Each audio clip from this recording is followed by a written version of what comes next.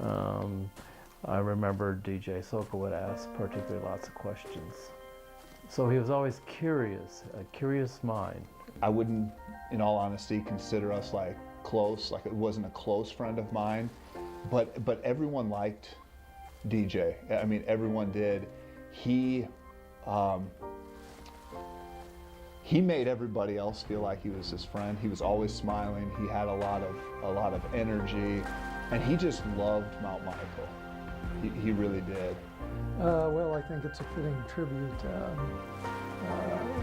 Aside from, being a student at Mount Michael isn't always just about what you do in the classroom.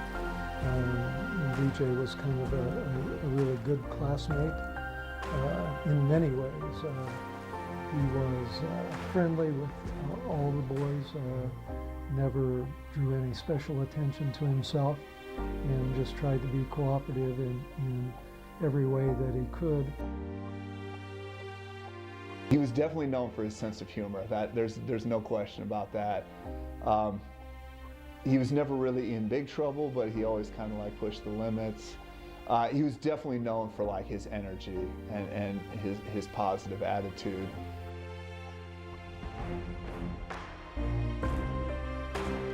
And his sophomore year, he was one of our best players, and that was really the only year he was healthy, because he got sick towards the end of the sophomore year.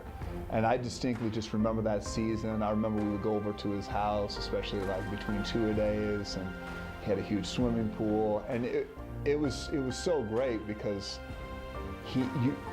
one of his greatest attributes was that you would never know that he came from an affluent family with a lot of money. I mean, I was definitely not one of those students, but he just made me feel welcome.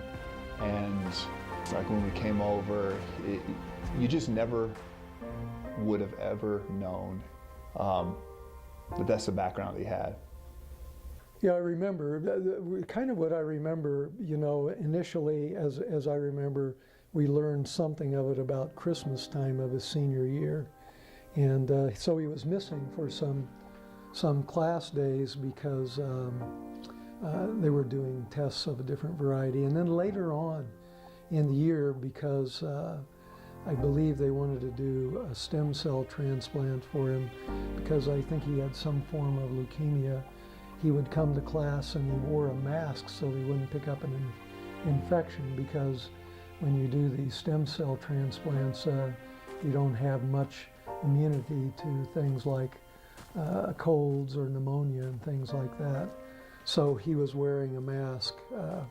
And so I was so impressed that even despite the fact that he wasn't feeling very well, and obviously had plenty of things to be worried about, he was still trying his best to do what he could in the classroom. Especially when he was sick, you really would not have known it. He never really let it get him down, and he never really showed that he was sick, other than like you could physically tell when he was going through chemo. He was actually a big guy, but he lost so much weight. But you would never know, like mentally, and just the way he carried on with his classmates and teachers, that he was that sick.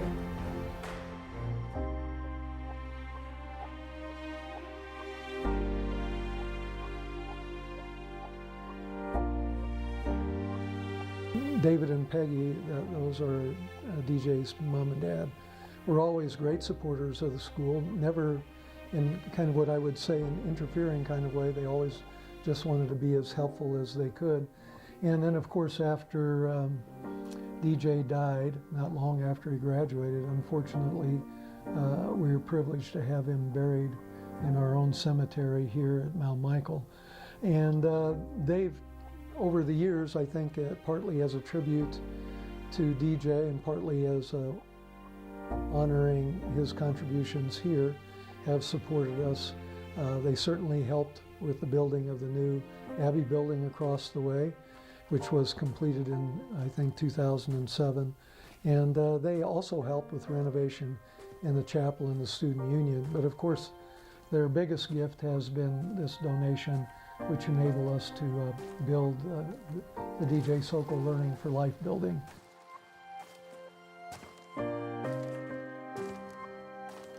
I think everyone's excited and delighted to have such a wonderful facility, a building in which students can kind of, in a meaningful way, follow in the footsteps of DJ and make something beneficial out of their own lives.